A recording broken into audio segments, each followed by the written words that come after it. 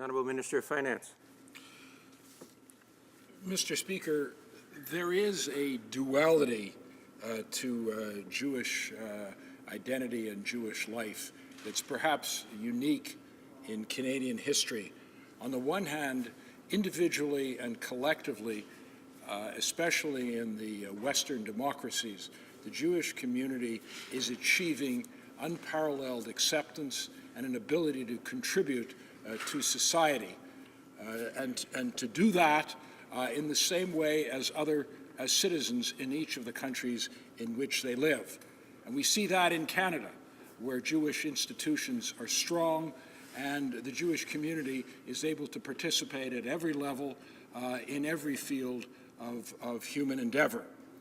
And Israel, although threatened, has emerged as a strong cultural, scientific, military presence in the Middle East that can contribute and has contributed to the advancement of health and education and literature around the world.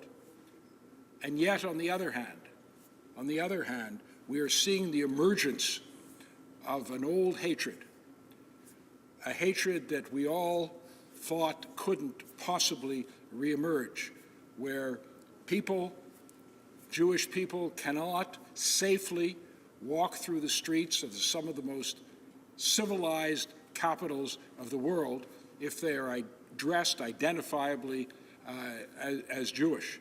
They risk their physical lives and the social and psychological oppression that they face on a daily basis in some of these capitals is quite chilling indeed. And at the same time, Israel's existence is now threatened by those who would deny its very right to exist, and who also both deny the existence of the Holocaust and at the same time are determined to repeat it. So one has to ask, therefore, and I ask my honourable colleague, what is the genesis of this? What are the reasons, be they psychological, historical, be they theological or political? What is the genesis of this, and what is the reason that it's perpetuated over the millennia? Because to the extent we can reach children, we can, I believe, deal with it and prevent it from spreading, and yet we haven't been successful in doing that.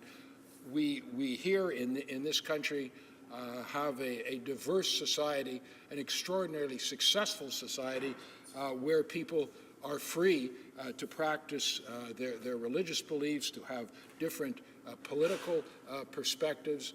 People of all races and religions can thrive.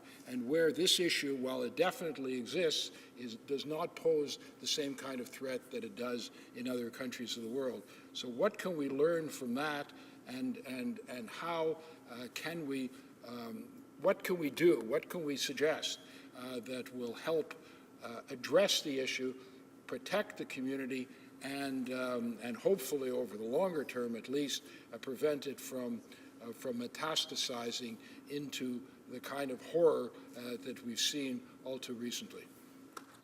The Honourable